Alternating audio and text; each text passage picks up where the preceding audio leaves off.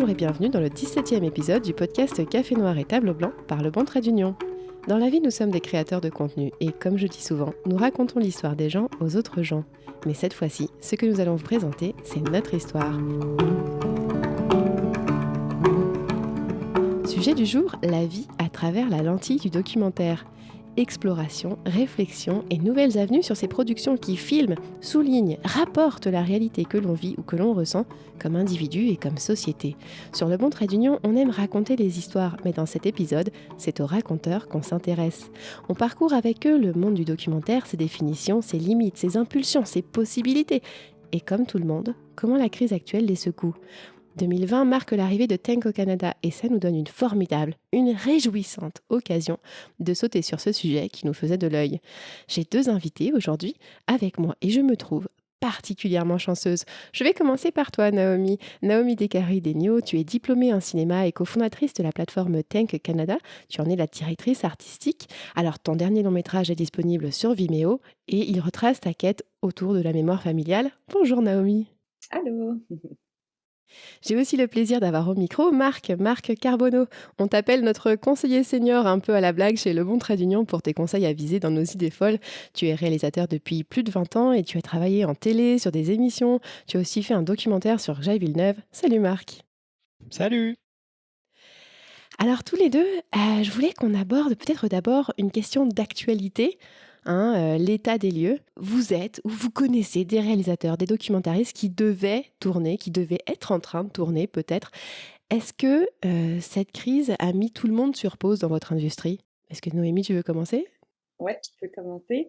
C'est sûr que moi, je représente plus le documentaire d'auteur, donc qui est déjà une industrie qui est assez, fragile, puis qui est pas, la plupart des documentaristes qui font du documentaire d'auteur vivotent. Il y a eu comme une enquête qui est sortie il y a pas longtemps sur, les conditions de travail des documentaristes, puis c'est assez catastrophique. Fait que les gens qui font, vraiment du documentaire de création, c'est déjà difficile.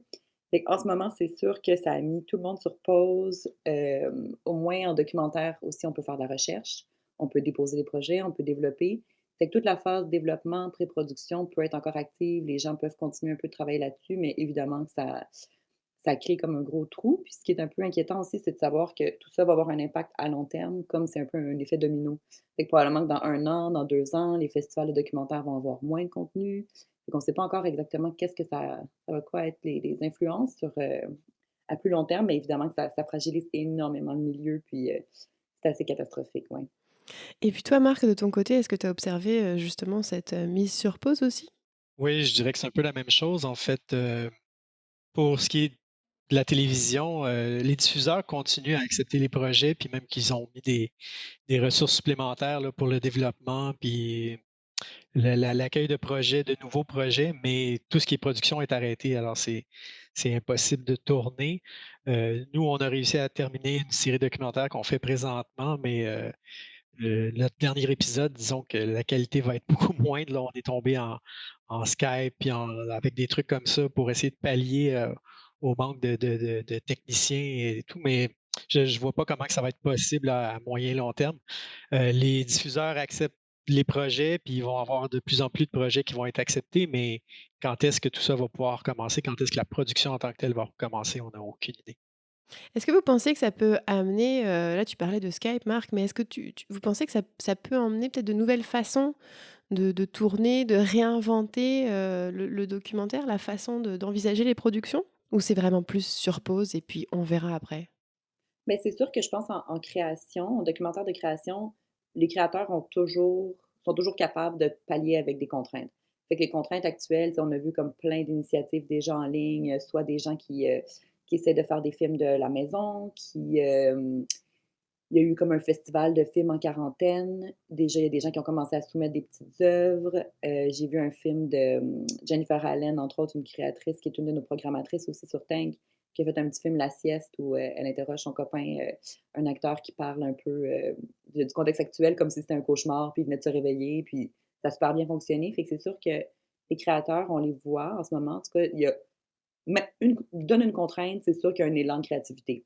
Le problème, c'est est-ce que c'est jouable à long terme? Puis surtout, est-ce que d'un point de vue, de survie du documentaire, mais survie aussi des conditions de travail, ça, c'est sûr que ça sera pas, il faudra pas que ça reste comme ça longtemps, mais oui, probablement aussi. C'est sûr qu'en même en documentaire de création, il y a déjà eu un retour à cause de ces questions-là, là, qu'il y a pas beaucoup de financement puis qu'il y a pas beaucoup de diffusion, où les équipes sont très petites, où les gens sont capables de faire beaucoup avec peu.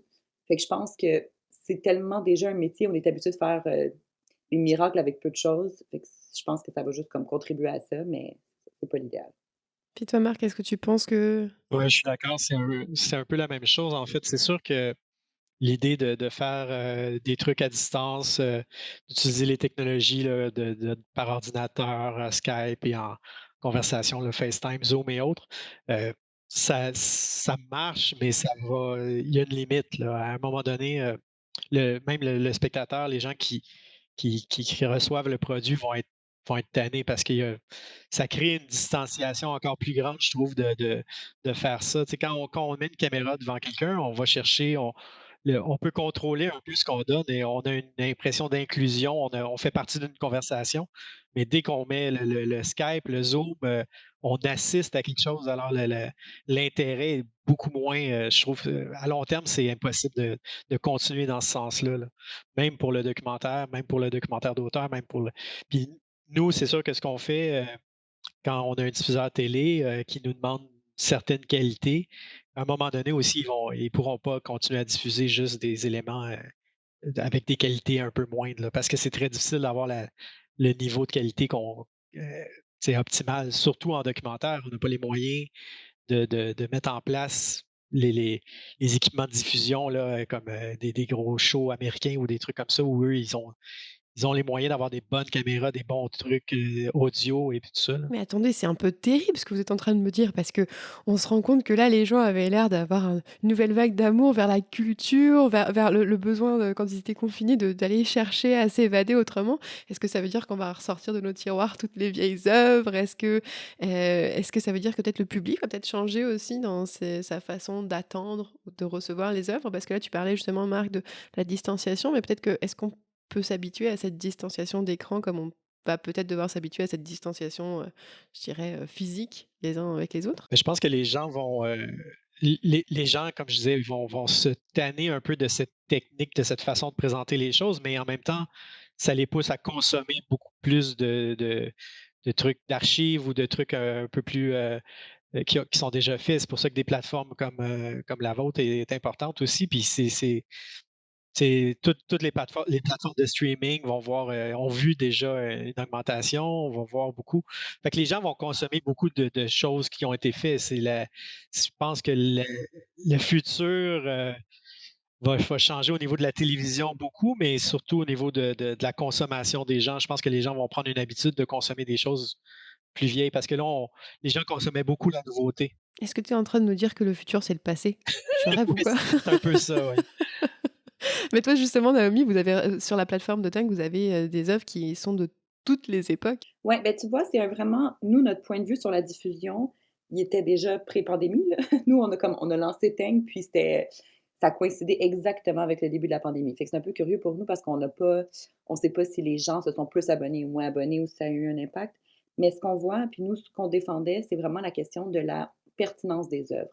On se disait des œuvres qui ont été faites le documentaire d'auteur qui est une approche qui est très, très, réfléchie, longue, sensible. Souvent, ça va être plusieurs années sur un même sujet où on va avoir vraiment, une démarche, subjective, assumée, avec beaucoup de recherche, avec beaucoup, d'engagement de la part de l'artiste. Beh, on se dit ces œuvres-là, elles sont pas on peut pas les mettre sur un tiroir puis les oublier après 1 an ou 2 ans parce que c'est pas des œuvres qui ont cette valeur-là d'1 an ou 2 ans. C'est des œuvres qui comme des bons vins, tu sais, qui prennent aussi avec le temps une autre, qui vraiment comme se deviennent plus mûres, deviennent plus, intéressantes. Fait que nous, ce qu'on avait envie avec Ting, c'est d'avoir un outil de diffusion qui nous permette de sortir de cette logique-là parce qu'avant, comme la logique d'un documentaire de création, déjà les conditions ne sont pas évidentes pour les créateurs, mais ensuite pour la diffusion de ces œuvres-là, donc on passe plusieurs années à travailler un sujet, puis ensuite, ben, si on est chanceux, on va être comme sélectionné dans différents festivals internationaux qui s'adressent aux cinéphiles qui sont déjà des cinéphiles avertis, donc souvent une communauté qui est déjà établie autour de ces thèmes-là. Et ensuite, peut-être une diffusion en télé si on est très chanceux et après le film va juste mourir sur des tablettes puis va être revu, de temps en temps par des gens qui, parce qu'ils s'intéressent à un sujet, vont faire des recherches puis vont aller trouver, dénicher ces œuvres-là. Donc ça devient des œuvres qui sont extrêmement difficiles à trouver, qui qui deviennent en fait invisibles après 1 an ou 2, alors que la pertinence de ces œuvres-là, c'est des œuvres sur le long terme. Fait que nous, on se disait: «Bon, enfin, on va pouvoir sortir de cette logique-là qui est un peu établie avec, les cinémas, avec les médias, qui est une logique un peu d'instantanéité ou d'exclusivité, de primeur». Nous, on s'est dit: «Ben, allons redécouvrir». Il y a des œuvres de 1950 qui peuvent prendre une toute autre dimension aujourd'hui. Il y a des œuvres de 70 qui sont extrêmement contemporaines puis qui nous apprennent énormément. Comme hier encore, j'écoutais Kanesatake, 270 ans de résistance de Alanis Obomsawin sur la crise d'Oka, puis écouter cette œuvre-là, c'est comprendre Wet'suwet'en, c'est comprendre comme plein de choses de notre présent, donc c'est très, très, très intéressant. Mais surtout, nous, on avait une idée de ces contenus-là, tu sais, qui sont sur internet, puis qu'on voit encore beaucoup, beaucoup émerger pendant la pandémie. Ces contenus-là, ils sont un peu noyés dans le big data, tu sais, dans toutes les informations qu'on a sur internet. On a des offres, on a des offres, on a des offres. Mais comment trouver? Puis ça, c'est le facteur humain, tu sais, puis c'est comme aller chez son libraire qui va nous dire, à travers toute la panoplie d'œuvres, on est un peu perdu, ben toi, OK, tu ça, c'est ça qui t'intéresse, voici, je te propose, ou moi, j'ai lu telle chose qui m'a vraiment touchée pour telle, telle, telle raison. Fait que nous, on est dans peu d'œuvres qu'on va sélectionner vraiment avec attention par des programmateurs qui sont des humains, puis qui sont souvent nos programmateurs sont surtout des cinéastes ou des programmateurs dans la vie ou des critiques qui, eux, ont vu une tonne d'œuvres. Quand tu dis des humains, c'est que justement, ils ont pas forcément un algorithme en tête, mais ils ont plus un cœur aussi quand ils regardent, les œuvres, dans le fond. Exactement. Le rapport premier, nous, qu'on a aux œuvres qu'on défend, c'est juste un rapport d'amour. C'est un rapport de: «J'ai vu cette œuvre-là, puis moi, j'ai fait depuis que je suis jeune, j'ai organisé des ciné-clubs, j'ai organisé Cinéma Politica, j'ai fait tout le temps j'ai comme une obsession de si je vois une bonne œuvre ou je vois un beau film, il faut absolument que je le partage». Fait que cette idée-là un peu de communauté cinéphilique où on se partage des films qu'on aime, qu'on a aimés, puis ces films-là, ben, justement, ils ont pas une date de péremption, tu sais, ça peut vraiment être ils ont pas de date de péremption, mais ils ont pas non plus de contenu prédéfini. Puis ça, c'est vraiment la force du web que je trouve vraiment, vraiment intéressante, c'est qu'elle nous permet de réinventer les cases, tu sais, les cases plus traditionnelles, disons, de télé où on formatait des contenus, où on disait un 52 minutes, c'est ça, un documentaire ou un long métrage, c'est ça, ou nous, on est vraiment on peut avoir des courts métrages, on peut avoir des séries documentaires, on peut avoir des films de 4 minutes. Puis on a aussi La Commune de Peter Watkins qui dure 3 heures. Tu sais, on peut vraiment avoir comme une panoplie de formats en fonction vraiment juste de l'intérêt qu'on porte aux œuvres, mais avec un accompagnement aussi en disant aux gens pourquoi on a aimé cette œuvre-là. Fait que par rapport à la pandémie, moi, il y a 2 choses que je vois. Oui, une espèce de nouvelle redécouverte qui est vraiment pertinente d'œuvres qui sont plus vieilles, alors que justement, pour moi, s'il y a bien un concept qui ne fonctionne pas avec des œuvres, c'est de dire vieille ou pas vieille. Tu sais, on va aller voir un Picasso, puis on n'a pas l'impression que c'est pas vieux. Un Picasso, c'est tellement moderne, c'est tellement neuf, tu sais. Fait qu'il y a ça, mais il y a aussi la question de la que moi je trouve problématique, qui est la gratuité des contenus, avec laquelle on ne pourra pas non plus vivre longtemps. Tu sais, en ce moment, on a vu une réaction qui est très, très légitime de la part des artistes de donner à voir ces films, de donner à de faire des shows gratuits, tout ça, mais ce contenu-là culturel, il se paye. C'est vraiment moche à dire, là. Moi, je vivrais bien plus dans une société où toute la culture serait gratuite, mais malheureusement, tu sais, c'est pas gratuit de ces films-là. Il faut quand même avoir comme une forme d'habitude de juste rémunération, surtout pour les artistes. Donc ça, je trouve ça un peu problématique par rapport à la pandémie. Tu sais, je me dis le milieu culturel va devoir réagir ultimement par rapport à ça aussi. Pour la pandémie, je pense que les gens vont quand même, ça va aider à la consommation de produits culturels justement à ce niveau-là parce que les gens consomment tellement de matériel, tellement de choses, qui vont être ils sont plus portés à aller chercher ailleurs, à élargir leurs horizons. Tu sais, quand tu as consommé, pendant, 2 semaines de Netflix ou de Prime Video, là, ben, à un moment donné, d'aller sur le site de l'ONF ou d'aller même n'importe où chercher un documentaire, ça ça apaise l'esprit, ça aide. Fait que je pense que moi, je le fais, mais je l'ai fait avec mes enfants. Je pense que les gens il y a de plus en plus de gens qui vont être ouverts à ça, là. Fait que c'est le moment de pousser. Malheureusement, c'est ça, c'est que est-ce que les moyens sont là, présentement pour pousser vers ça? Je sais pas. Puis justement, peut-être avant qu'on parle, puis ça c'était intéressant, la piste de la technologie, qu'est-ce que ça permet et puis bon, du financement qui est quand même quelque chose de clé. Moi je voulais qu'on revienne avec vous sur les genres de documentaires, parce que là on parle de documentaires et puis tu parlais des documentaires de création, Naomi, puis on a mentionné documentaires d'auteurs et puis, c'est des documentaires qui vont à la télé. Là tu as fait parler de format. Justement, vous venez un petit peu de 2 mondes, je dirais presque complémentaires, avec des expériences très différentes. Et je voulais, voir avec vous comment est-ce que parce que derrière documentaire, il y a quand même, un monde. une définition qui est assez floue. Alors moi, je voulais savoir, est-ce que vous pouvez nous aider un petit peu à démêler, puis là encore à accompagner peut-être, la découverte documentaire, mais, d'abord par, le genre. D'abord, un documentaire, c'est quoi au niveau de point de vue? Parce que, bon, on a vu beaucoup de consommation des médias qui est du monde du journalisme et ça, c'est une chose. Comment est-ce que le documentaire se distingue d'un reportage, par exemple? Allez-y, l'un ou l'autre. Je Mes Je te invités laisse sont aller. trop polis. Je vais donner la parole. Tiens, Naomi, vas-y. Bon, c'est tellement large. C'est dur même pour nous aussi de définir, puis même nous, à Think, on a dû un peu voir qu'est-ce qu'on définissait par documentaire pour justement comme ben, en fait, moi, ce que je pourrais dire, nous, notre point de vue sur le documentaire à Think, ce qu'on s'est dit dans le fond, c'est extrêmement large, c'est le cinéma qui utilise le matériau du réel, c'est tout. Fait qu'il peut avoir extrêmement de types de documentaires sur Ting, entre autres. Tu sais, on peut avoir des films d'animation qui on a eu un film d'animation sur, la narration d'un poème de Bukowski, qui était sublime, un petit film de 5 minutes. Pour nous, ça reste du documentaire. Pourquoi? Parce qu'on s'intéresse à quelqu'un du réel, parce qu'on part d'une archive, filmique aussi. C'était un moment où Bukowski avait déclamé un poème dans une université.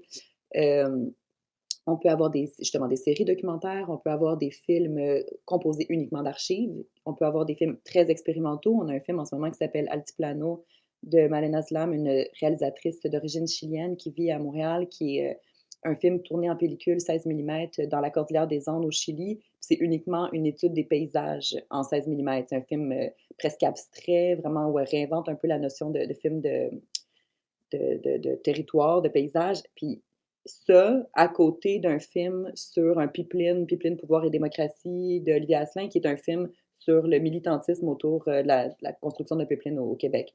Donc c'est extrêmement vaste, nous, ce qu'on s'est donné comme définition du documentaire.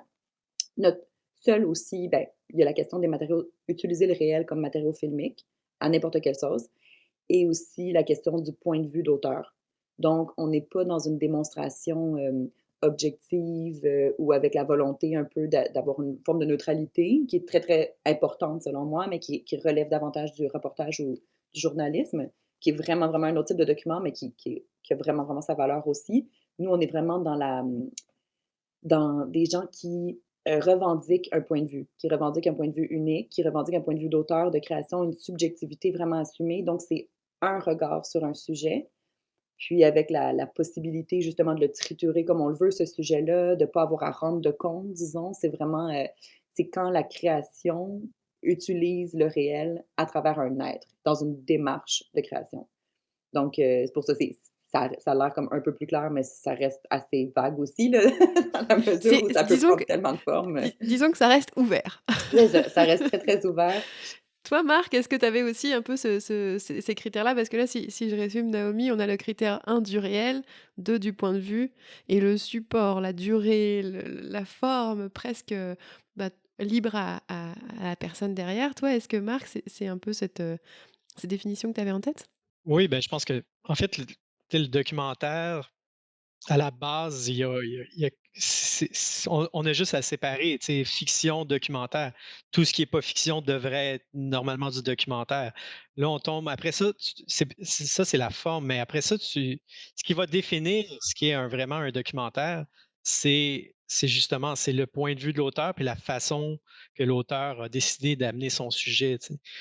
Parce qu'on il y a des réalisateurs télé qui font des docu-réalités là sur des familles ou whatever, puis ils vont appeler ça du documentaire, alors que s'ils amenaient un point de vue, puis s'ils le voyaient en point de vue, puis tu sais, la plupart des émissions de docu-réalité pourraient être remontées et transformées en documentaire. Elles le sont pas parce que s'ils font juste livrer de l'information.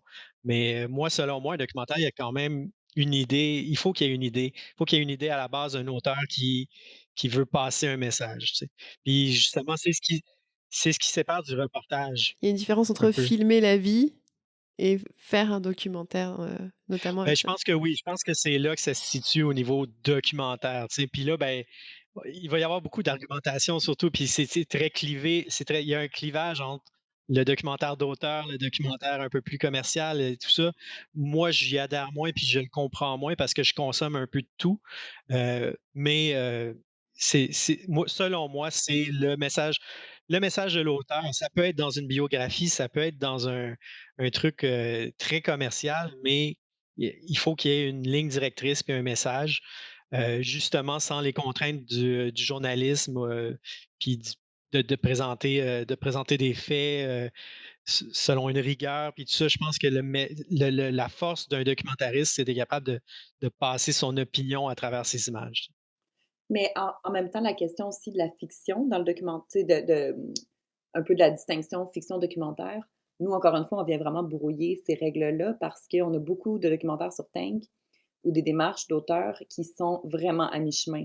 Comme on a en ce moment un fragment du neuf sur Robert Kramer, qui est un cinéaste, d'origine américaine qui s'est exilé ensuite en France. Puis lui, il a fait, par exemple, un film qui s'appelle Route One USA, où il a utilisé un genre d'alter ego doc, qui est un acteur, qui joue un personnage, d'un médecin, qui revient d'Afrique pour retourner dans son pays d'origine, puis ils font toute la route One sur la côte est avec Doc, puis ils rencontrent des vrais humains, mais avec Doc acteur. Donc c'est comme vraiment, vraiment à mi-chemin.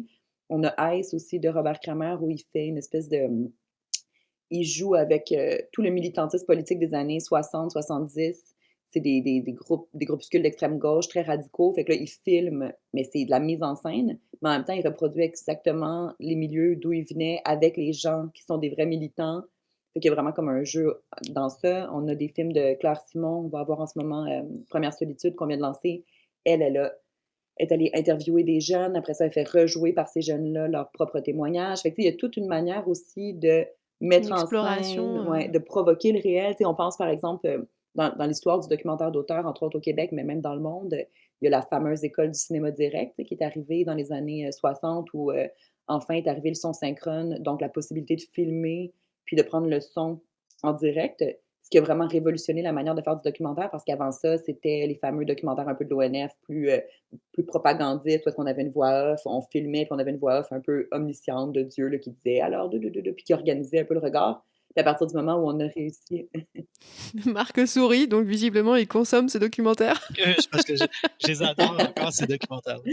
oui, qui ont aussi une valeur vraiment très, très intéressante, mais à partir du moment où on a réussi à prendre le son puis aller dans le monde, ben là, ça a complètement révolutionné, ça a ouvert complètement la possibilité de transmettre la vie, de filmer la vie. Puis le fameux documentaire de Pierre Perrault qui fait vraiment histoire, qui est pour la suite du monde, dans lequel, Pierre Perrault est allé filmer, la re il retourne une pêche aux marsouins, chose qu'il avait pas faite depuis des années. Fait que là, il s'en va avec les vieux de l'île aux coudres, puis il retend cette pêche Ouais, aux marsouins. c'est C'est recréé, ouais. recréé, puis c'est une volonté, c'est lui qui est allé mettre en scène ou qui a dit: «Voici, moi j'ai ce projet-là, donc j'installe». Puis au départ, ce projet-là, c'est une fiction, tu sais, il avait carrément écrit un scénario, Pierre Perrault, où il disait: «Voici, ça va être mon c'est ça mon canevas de base». Puis après ça mais même ça aussi d'avoir une espèce de, d'établir un peu des règles autour, puis après ça, de mettre la vie au milieu de ça, puis de voir qu'est-ce qui émerge. On n'est ni dans la fiction, ni dans le documentaire, on est vraiment dans un entre-deux, mais nous, on le considère comme du documentaire d'auteur parce que le réel devient un matériau filmique, même si le réel, justement, peut être trituré, utilisé, mis en scène. Puis là, tu parlais justement de la technologie qui permettait, bon, de synchroniser le ton, les images, qui avait révolutionné la façon de tourner. Aujourd'hui, la «révolution» entre guillemets technologique, si je ne regarde que les équipements, fait que un peu tout le monde peut se retrouver avec une caméra entre les mains. Est-ce que ça a pas amené à peut-être un fleurissement, à plus de création de documentaires ou pas vraiment? Ah, Marc, tu hoches la tête, je te donne la parole tout de suite. C'est parce que maintenant, tout le monde peut tourner, mais c'est pas tout le monde qui sait tourner ou qui devrait tourner, en fait. Mais, tu sais, oui, il y a une accessibilité technique, mais au-delà de la technique, justement, c'est comme si les gens pensaient maintenant que c'est possible, tout le monde peut faire du documentaire puis c'est facile. Mais on oublie l'aspect scénarisation comme, Naomi disait, on oublie l'aspect, créatif derrière tout ça, tu sais? Parce que c'est pas vrai justement, je pense que c'est une des erreurs. Ce que les gens pensent du documentaire, c'est: «On a tourné le réel», mais c'est j ça n'existe pas tourner le réel. Tourner le réel, c'est de la captation vidéo en télé-réalité. En dehors de ça, puis même là, heu Tu sais, dès qu'on met une image, dès qu'on met une lentille devant quelqu'un, on vient de déformer le réel. Fait que c'est impossible de tourner le réel. Alors les gens pensent que maintenant on a accès, on peut tourner avec un téléphone, on peut se faire un documentaire, mais ça va Ça ça prend va une démarche plus. ouais, ça va plus loin que ça. C'est pas parce que la technique à la base, c'est facilitant ou ça l'est pas. Tu sais, c'était probablement plus difficile de tourner dans les années 40-50 avec des caméras, des trépieds en bois puis des caméras qui pesaient 150 livres. Heu, Tu vas mais moins tu sais partout, quoi. On va se le dire, c'est moins ben, oui, mais en fait, discret. ça obligeait la pensée, ça obligeait le fait de tourner en pellicule obligeait les gens à penser beaucoup plus avant de tourner et à préparer leurs choses, alors que ça devrait être le cas. Tu sais, moi, je fais des vidéos YouTube avec mes enfants, je les oblige à écrire avant. L'écriture est une partie tellement importante de la création, au niveau visuel, au niveau vidéo, au niveau C'est télévision, au niveau, c'est que c'est cinéma. c'est pas parce que ça a l'air naturel et c'est pas parce que c'est accessible avec la technologie que c'est facile pour autant, dans le fond. Non, parce que qui a vu des films, tournés ou des documentaires tournés avec des téléphones, ou avec des trucs qui sont vraiment efficaces puis qui sont vraiment bons? Il y en a, mais il y a une démarche derrière ça, tu sais. Mmh.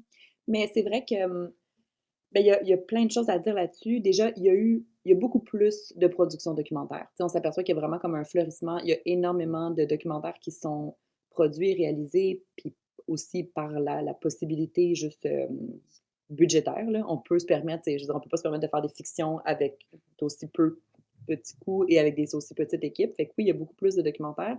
Mais encore une fois, le fait d'avoir des appareils photo, puis d'avoir que monsieur, madame, tout le monde peut prendre des photos, ne fait pas de tout le monde un photographe. Tu sais, il y a vraiment comme cette démarche-là, c'est des démarches d'artistes, en fait, puis même tout le monde a un crayon puis un livre, puis personne, c'est pas tout le monde qui est un romancier. Tu sais, ça prend vraiment déjà une volonté, un souci, un regard, puis ces regards-là se développent et s'apprennent, oui.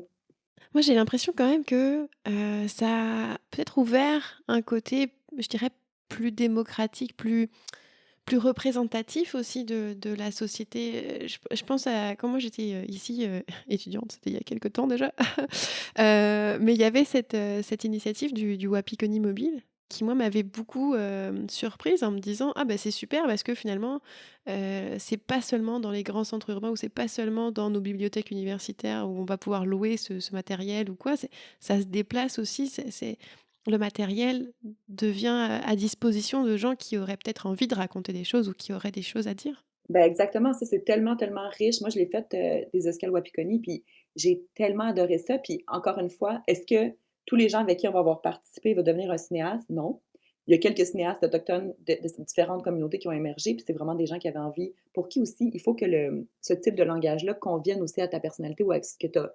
C'est comme un destin un peu si tu te dis: «Ah ben moi finalement oui, c'est la caméra qui me permet de me raconter ou qui permet d'exister de cette manière-là», tu sais? Puis mais c'est tellement important vraiment cet aspect démocratique, le fait que la culture aussi s'est vraiment déplacée, tu sais, on n'est plus dans une culture qui est complètement élitiste avec justement, tu sais, la quand on tournait en pellicule, je veux dire, c'était, ben, au début, l'ONF, c'était que des hommes qui venaient de milieux, tu sais, les Perrault, Jutras, Brault, tout ça, ils venaient de milieux très favorisés, des parents médecins, ils venaient d'Ouest tu sais, d'Outremont, c'était vraiment comme c'était l'élite qui parvenait à se raconter puis à créer la culture.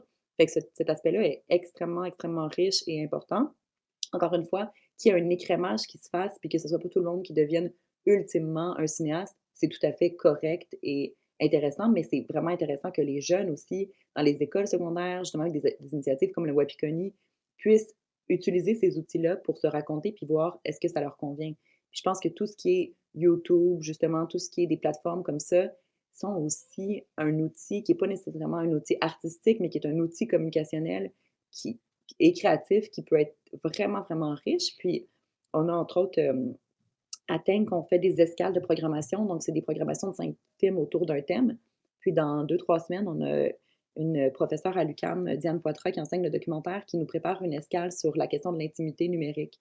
Puis elle a beaucoup de films qui sont des démarches justement faites, c'est des démarches d'auteur. Donc, une personne qui a pris des matériaux issus, entre autres, de l'Internet.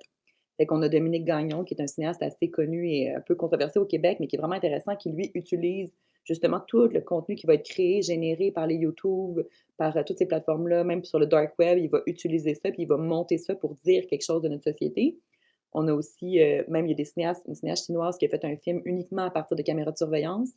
Donc tous ces Mince. contenus-là aussi qui se retrouvent, deviennent aussi un autre type de matériau, puis un autre type de rapport Mmh. au réel, qui est un peu le rapport au réel dont on parlait au tout début, qui est un rapport distancié, mais qui est là aussi quand même, puis qui devient des résidus du réel qui sont sur l'ordinateur.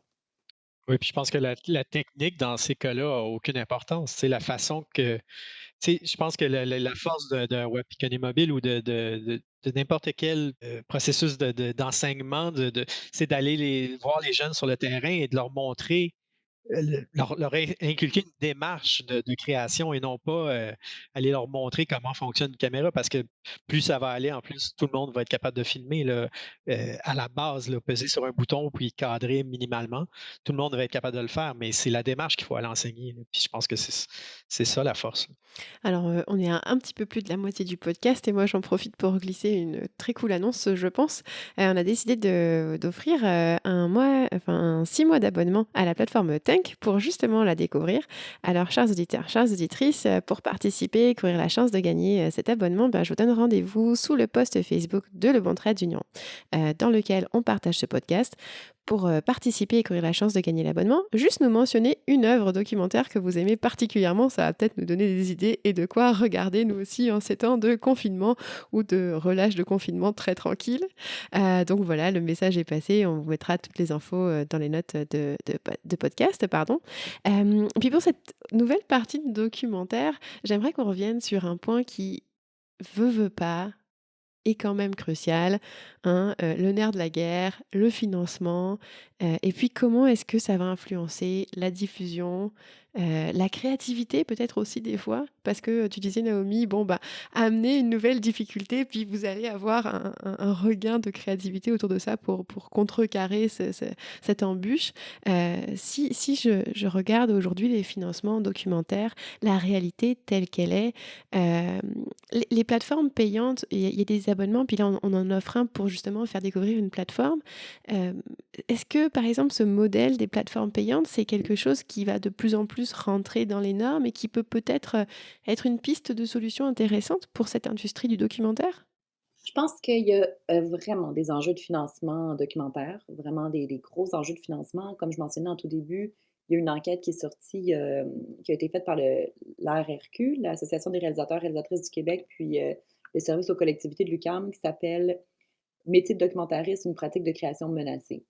Donc vraiment, ils se sont aperçus que les documentaristes, vivaient sous le seuil de la pauvreté. S'ils ne vivaient que du documentaire, ils seraient extrêmement pauvres. Fait que souvent, il faut comme aller, bon, diversifier puis faire autre chose, faire de la direction photo, faire du montage comme un peu tout le monde en or là, mais ça reste que c'est pas une situation enviable.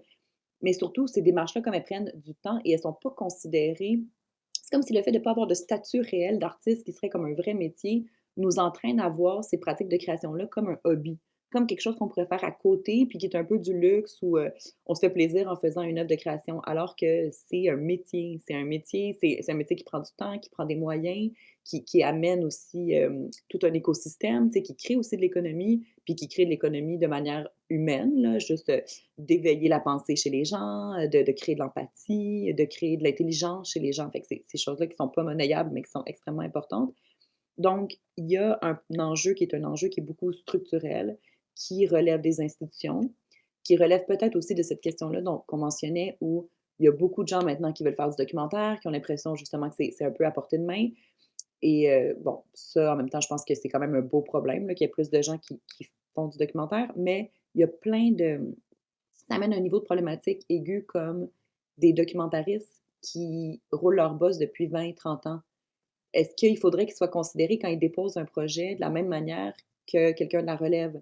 Parce que ces gens-là, je veux dire, quand ça fait 20, 30 ans qu'on fait un film, qu'on fait des films, c'est notre vie. On peut pas tout d'un coup se réinventer puis dire: «Ah, ben, j'ai pas de financement pendant 2 ans, qu'est-ce que je vais faire?» Tu sais, il y a comme une espèce de moi, je pense, il faudrait qu'il y ait un genre d'encouragement. Ça passerait par un statut?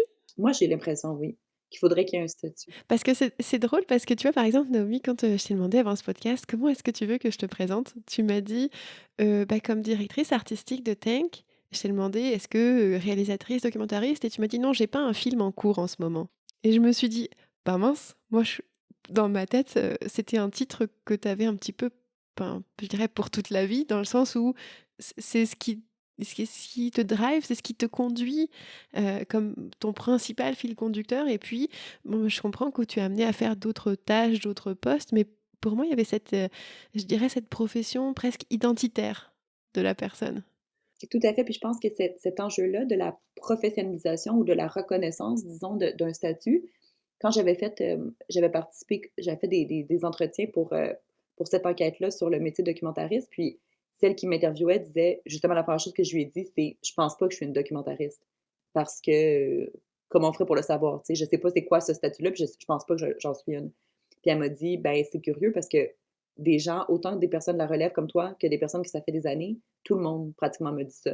Je ne crois pas que je suis documentariste parce que j'ai pas de statut, puis je sais pas, tu sais, c'est comme si, mais en même temps, c'est comme être, je pense que c'est le statut d'artiste qui est tellement, tellement bizarre, tu sais, parce que est-ce qu'on peut s'autoproclamer artiste? Est-ce qu'on attend que les pairs, que les Un autres nous petit disent peu qu'on est comme un artiste? Est-ce l'écrivain qu'il qui faut attend que d'être publié pour être reconnu écrivain, puis là, Marc, je te voyais qui hoche la tête, qui sourit, qui co Non, mais c'est parce que encore là, c'est la même il y a beaucoup il y a des milieux différents dans la vision documentaire, dans le documentaire, puis ça va avec le financement aussi. Tu sais, moi, je travaille dans un milieu, qui est pas un milieu, que je considère artistique beaucoup, là. C'est un milieu de télévision avec des diffuseurs qui demandent des produits, souvent, édulcorés, souvent avec des formats, spécifiques. Tu sais, faire un 52 minutes ou un 52 minutes, télé, qu'eux vont vendre comme un documentaire,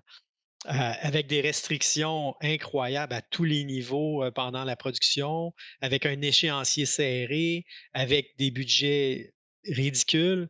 Tu sais, est-ce que ça te donne le droit après de t'auto-proclamer, documentariste?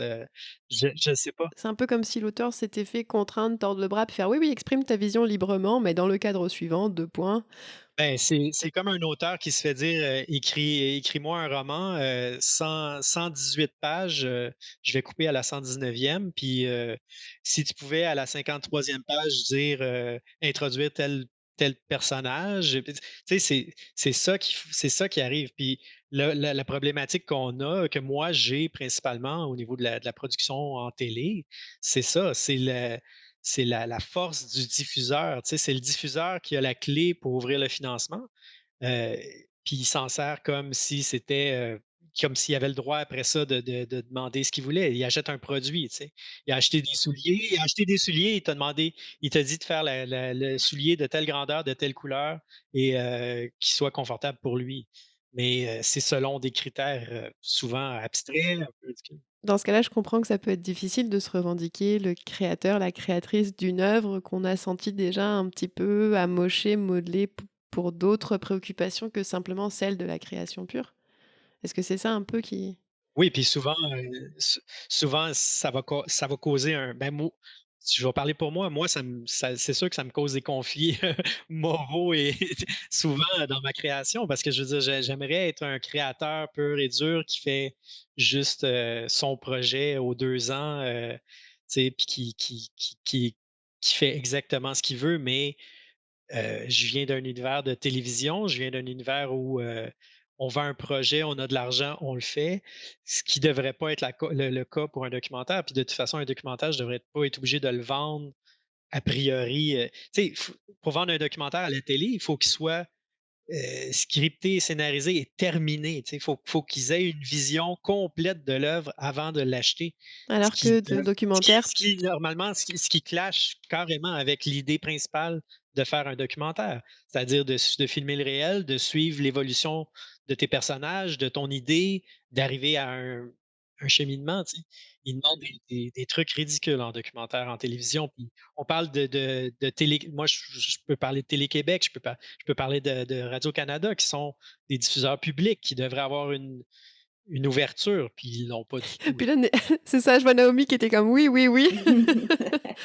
Mais ça, c'est vraiment un gros enjeu, la question des télédiffuseurs publics, parce que justement, tu sais, il y a eu une crise du financement, puis entre autres dans le documentaire d'auteur, qui a été vraiment, vraiment provoquée par le retrait des télédiffuseurs qui achètent de moins en moins. Bon, déjà au départ, tu sais, Télé-Québec ou Radio-Canada pouvaient produire du documentaire de création comme quelques-uns là, par année, puis maintenant, c'est rendu extrêmement peu qui prennent en production.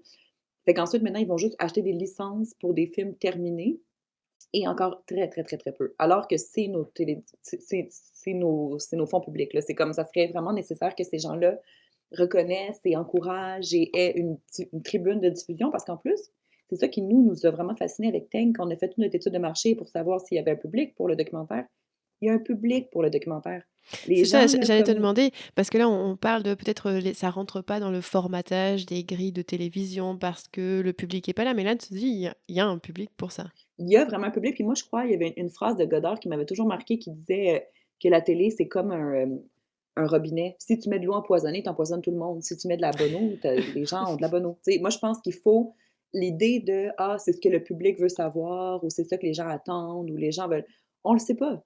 On n'est pas le public est pas une masse, très précise qui veulent des choses puis qui veulent juste, de la télé-réalité. C'est pas vrai. Donne-leur de la télé-réalité, ils vont vouloir de la télé-réalité.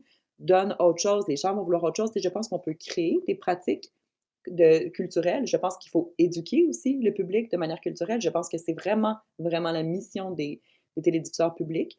C'est majeur, là, je veux dire, c'est des fonds publics, puis il faut que ces gens-là, s'ils n'encouragent pas la pensée critique, l'intelligence, la sensibilité, l'art, qui va le faire? Tu sais, si on relaie ça, moi, je crois beaucoup à la mission des conseils des arts qui, eux, encouragent ce type de pratique-là, mais il faut que les films soient vus.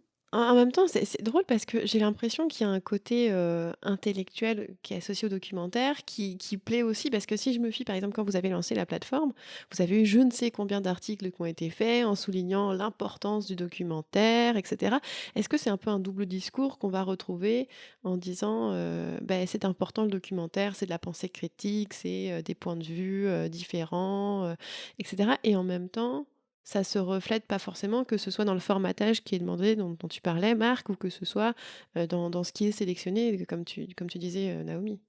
Ouais, moi, je pense qu'il y a vraiment de l'hypocrisie de la part des dirigeants de ces institutions-là qui sont pas capables de reconnaître, Énormément. on peut pas juste dire que c'est important, il faut qu'il y ait il faut qu'il y ait des engagements qui soient pris, tu sais? Je pense que c'est un peu moi, je suis dans Réalisatrices équitables aussi, qui est un groupe qui se bat pour la question de la parité en réalisation, tu sais? C'est la même chose, c'est comme ce que m'a appris Réalisatrices équitables, c'est qu'il faut regarder les chiffres.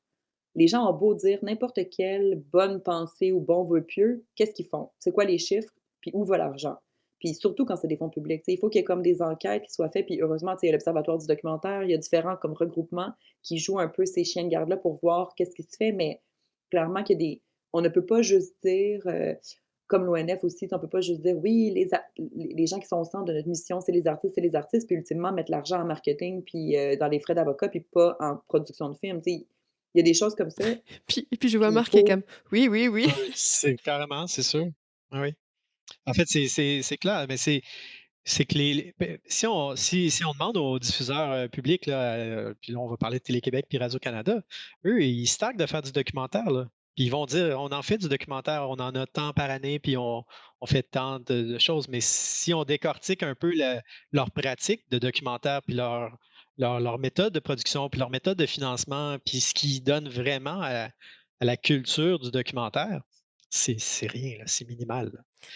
Donc là, si je comprends, les enjeux qu'on a, aujourd'hui pour peut-être voir plus de documentaires ou peut-être pour faciliter la vie du documentariste, ce serait premièrement ce statut, reconnaître ce statut de dire: «Voilà, c'est un travail, tu as un statut reconnu comme tel» et puis deuxièmement, peut-être de déverrouiller les possibilités de financement qui passent beaucoup par les diffuseurs et qui donc conditionnent, j'imagine énormément la créativité et limite les œuvres produites et aussi limite les œuvres vues parce que c'est aussi je pense l'enjeu, et c'est un petit peu ce dont on parlait au début, c'est que quand on a fait un documentaire, qu'on a mis des années, qu'on a mis son argent, son énergie, tout son amour et qu'au final c'est pas vraiment vu, c'est frustrant peut-être, ça donne moins nécessairement le goût de recommencer?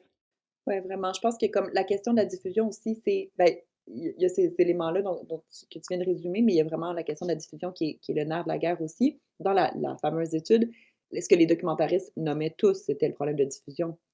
Puis il faut parce que pour revenir aussi à la question du public, moi, je me tiens beaucoup au RIDM, aux Rencontres du documentaire de Montréal, dans les différents festivals. Il y a Cinéma sous les étoiles organisé par Funambule Média dans les parcs à Montréal à chaque été et il y a des gens au rendez-vous. J'ai fait Cinéma Politica pendant des années aussi, il y avait toujours des gens au rendez-vous. Les gens veulent voir du documentaire, en consomment. Ils en consomment maintenant aussi beaucoup sur des plateformes comme YouTube, sur même Netflix. Je pense qu'il y a plus que 30 de la programmation de Netflix qui est quand même du documentaire. Les gens veulent en voir et ça, il faut que le public, ben, les télédiffuseurs l'entendent ou encouragent des plateformes comme la nôtre, tu sais, qui encouragent puis qu'on puisse avoir comme un meilleur financement, parce que nous, on tient le projet à bout de bras, on est presque pas financé. Tu sais, la SODEC a embarqué, puis sinon, on est allé chercher de l'argent du côté de on est une coopérative, fait qu'on est allé chercher de l'argent du côté de l'économie sociale et solidaire. Mais en culture, on n'a pas senti un grand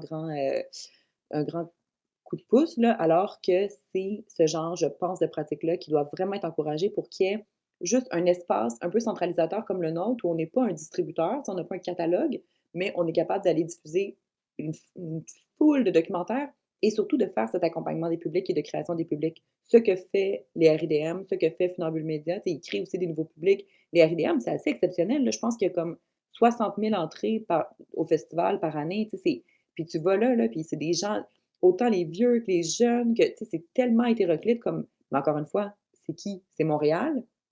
Tu sais, c'est des gens aussi juste à Montréal. Il y a aussi la question de la région et de l'accessibilité qui reste comme un gros, gros, gros élément, là. Les diffuseurs vont, tu sais, on peut pas les blâmer non plus, là, les télédiffuseurs, leur but, c'est la cote d'écoute pour la publicité, pour l'argent. Exact. Fait Mmh. qu'eux, 60 000 personnes, quand même qu'ils iraient chercher chaque personne qui est au rendez-vous du documentaire ou RDM, et ça fait 60 000 personnes. Pour eux, c'est rien. Ils en ont rien à foutre, là. C'est malheureux à dire, puis Marc c'est qui est plate, mais fâché c'est ce ça. matin. Non, non, mais je suis pas fâché, mais je suis très conscient, puis et c'est clair qu'ils en ont, tu sais, puis c'est justement cette pensée-là qui s'est immiscée malheureusement chez nos diffuseurs publics, chez Télé-Québec, chez Radio-Canada, puis c'est ça le problème. C'est parce qu'on peut pas demander à un diffuseur privé, pour pas les nommer là, TVA ou V ou les chaînes spécialisées, de financer la culture. Eux, leur but, c'est financer la masse. C'est d'aller chercher la masse, d'aller chercher du. Fait que on peut pas s'attendre à ça d'eux. Mais nos diffuseurs publics, c'est leur mission. Ils devraient être, tout devrait être centré vers ça et ça l'est pas. Moins au Mais code d'écoute et plus à la production. Mais ce qui est fou, c'est que même des gens comme Québécois, tu sais, justement, où on pourrait se dire, c'est ça, ils ont à la limite comme cette excuse-là, puis on les comprend, c'est des joueurs privés. Ils veulent faire de l'argent, ils veulent faire de la publicité, on les comprend. Mais même En Québécois, même temps, leur dernier hashtag est culture d'ici. oui, puis Québécois aussi finance Éléphant, qui est un projet extraordinaire pour la mémoire cinéphilique, qui est Ouais. super important. Pourquoi c'est pas Télé-Québec ou Radio-Can qui fait ça, tu sais? Puis il va financer le FNC, qui est un festival aussi hyper important. Fait que il y a ça, il y a comme une espèce de drôle de jeu qui s'est De fait répartition. où, ouais, les diffuseurs publics se sont mis à jouer le rôle du privé, puis le privé s'est mis à jouer le rôle de mmh, mécénat c'est ça. pour, mécénat privé pour la culture. Fait que ça devrait pas être ça, tu sais? Ça devrait vraiment Puis pas moi, être je ça. vous entends, on parlait d'argent, on parlait de diffusion. Ma dernière question, parce que déjà le temps file, c'est est-ce que toutes ces contraintes, cette difficulté, ces poids, parce que faut aller vendre son idée, faut défendre son idée, faut accommoder, bon, est-ce que ça risque pas d'affecter la créativité? Est-ce que ça risque pas d'affecter celui ou celle qui est au cœur même de cette production, c'est-à-dire le ou la documentariste? Est-ce que à force, on risque pas de perdre cette richesse? Je pense pas. Je pense qu'il va toujours y avoir des purs et durs qui sont prêts à en fait, c'est le statut d'artiste. Si on revient au début à ce qu'on disait, c'est quoi un documentariste? Documentariste, artiste, ça va ensemble. Puis je pense que ça va avec le statut d'artiste, de vouloir se battre, c'est sûr que quand tu goûtes à autre chose, quand tu gagnes ta vie, il faut que tu ga quand tu veux bien gagner ta vie, malheureusement, ça peut éteindre cette flamme d'artiste et de documentariste et te pousser vers d'autres choses. Mais si c'est le cas, ben, c'est parce que tu étais pas fait pour faire ça. Mais il va toujours y avoir des perles, il va toujours y Des avoir des petites irréductibles. perles qui vont sortir, puis des irréductibles, puis des créatifs, flyés, qui vont réussir à faire des choses qui vont toucher un grand public, qui vont, tu sais, il va toujours en avoir de ça, là. Ouais, moi aussi, je crois vraiment que, ben, tu sais, oui, ça peut épuiser, ça peut, essouffler. Tu sais, je vois des gens justement réalisatrices équitables, c'est des femmes qui ont trimé dur là, pendant toute leur vie pour faire du documentaire, puis sont rendues à 60 ans, puis sont genre, sont épuisées. Tu sais, sont vraiment rendues au bout du rouleau, puis elles ont envie de faire autre chose tellement c'est difficile. Fait que je pense qu'il faut quand même vraiment faire attention à ça, puis donner des bonnes conditions. Mais outre ça, l'art, c'est l'art. Tu sais, je pense que c'est vraiment une pulsion de vie qui va émerger, peu importe, puis il faut lui donner les meilleures conditions. Il faut que l'État encourage ça puis encadre ça, mais je pense en effet que puis tu sais, les conseils des arts font des bonnes choses. Ils encouragent vraiment de la création libre, pure, d'expérimentation. Il y a ces cultures-là aussi qui sont fascinantes. Il y a le fait aussi d'avoir justement un décloisonnement, puis d'avoir accès à des œuvres de partout dans le monde qui encouragent, qui nourrissent. C'est ça aussi, c'est vraiment une espèce d'essence là, vraiment, motivante, tu sais, quand on voit, tout ce qui se fait à travers le monde, puis il y a des communautés à travers les festivals aussi qui se créent, donc je pense que cette flamme-là s'éteindra pas. Phew, vous me rassurez, on termine sur une note positive quand même. J'ai eu peur. Non, parce que honnêtement, moi, je dois le dire, le documentaire, c'est quelque chose qui me laisse pas indifférente et je pense que ce que j'aime le plus, c'est peut-être qu'il me force à voir, des choses sur lesquelles j'aurais peut-être voulu fermer les yeux, des choses, sur lesquelles, je n'aurais pas porté mon regard et je pense qu'il donne aussi à penser dans nos temps libres, forcément, c'est pas nécessairement tout de suite qu'on va avoir, une réflexion ou quoi sur une œuvre, mais c'est en dedans de nous et une fois que la petite graine est germée, j'ai l'impression que ça pop. Puis moi, j'ai l'impression que le documentaire, il y a une sorte de liberté, il y a quelque chose de révolutionnaire, une espèce de coolitude qui va avec le documentaire. Puis oui, il y en a qui ont un côté très institutionnel, avec une voix très omnisciente, qui plaît beaucoup à Marc, on a compris, mais il y a quand même un petit côté je sais pas, de liberté, de fraîcheur. Honnêtement, moi, je trouve que c'est ça, j'espère, et je suis très contente qu'on ait fini sur cette note positive. J'espère que ça va continuer, donc je vous remercie énormément, tous les deux, d'avoir été là pour démêler un petit peu cette réalité documentaire. Merci beaucoup Naomi, merci beaucoup Marc. Ça fait plaisir, merci. Merci à toi.